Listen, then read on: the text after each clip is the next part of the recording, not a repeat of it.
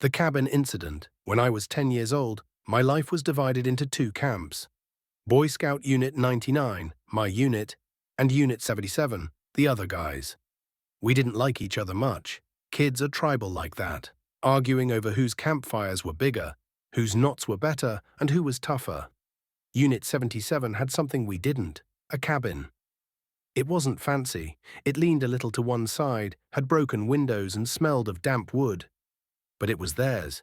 Every day I walked past it on my way home from school. Usually I'd toss a rock at the siding or mutter an insult under my breath, just to remind myself which side I was on. Then one afternoon I felt the urgent kind of stomach pain that makes the world shrink to a single problem. I wasn't going to make it home. The bushes behind the cabin looked uninviting, full of thorns and bugs. But the cabin itself, well, it was empty and it had that broken window. I grabbed a handful of leaves, crouched and, well, relieved myself. Then, in a moment of 10-year-old inspiration, I scooped it up and tossed it through the broken window. It landed on the sagging sofa inside with a heavy smack. I pulled up my shorts, half horrified and half thrilled, and went on my way. I thought that was the end of it. Rumors a couple of days later, kids at school started whispering. Unit 77 had discovered something disgusting in their cabin. The first version of the story was simple. Someone had thrown a pile of crap through the window. By the next day, it had morphed into a dead raccoon, and by the end of the week, people were saying someone had dumped chemical waste. At first, I felt proud. I'd struck a blow against the enemy, but the more the story grew, the more uneasy I became. Nobody suspected me. Why would they? But the whole thing was getting out of hand.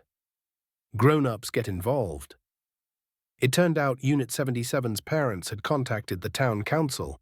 They were worried about health hazards. The council called in the county health inspector. Suddenly, this wasn't just kid gossip. It was an official matter. At school, the principal reminded us about proper hygiene and warned against dangerous pranks. In town, people speculated about what had been thrown into the cabin. Some said it must have been a sick animal. Others swore it was sewage. Meanwhile, I walked around with the secret burning a hole in my pocket. The Inspection A man in a grey suit showed up one afternoon with a clipboard and rubber gloves. He and a couple of helpers went into the cabin, bagged up the sofa, and taped plastic over the windows. From the road, it looked like a crime scene. That only fueled the rumors. Someone said the inspectors had found strange bacteria. Another claimed the whole grove of trees around the cabin would be cut down. None of that was true, of course. They'd just taken the sofa to the dump and sprayed disinfectant. But by then, nobody wanted to believe the boring version of events. Trouble for the Scouts. The feud between the two units got worse. Unit 77 accused us of sabotage. Our leaders denied it. Parents on both sides argued at council meetings. For a while, there was talk of shutting down both units until things cooled off. Inside Unit 99, the atmosphere was different. My friends whispered that whoever had done it was a genius. Imagine throwing something so gross right into their headquarters, one boy said. I laughed along, trying not to look guilty. The truth was, it hadn't been a plan at all. Just a desperate kid with a bad stomach. A close call, things nearly got ugly when someone blamed a local drifter. He was a quiet man who collected cans and kept to himself. A few townsfolk convinced themselves he was responsible, and there was even talk of pressing charges for vandalism. That's when the weight of it really hit me. If I stayed silent, an innocent man might pay for what I'd done. For a few nights I couldn't sleep, imagining him being arrested while I sat safe at home. Confession. At last, during a scout meeting, I cracked. The leaders were discussing the tension between the two units when I blurted it out. It was me. I did it. The room went quiet. I explained about the stomachache, the leaves, and the impulsive throw through the window. My ears burned the whole time. The scoutmaster sighed. Well, that explains it, he said. The boys laughed, some in disbelief, some in admiration.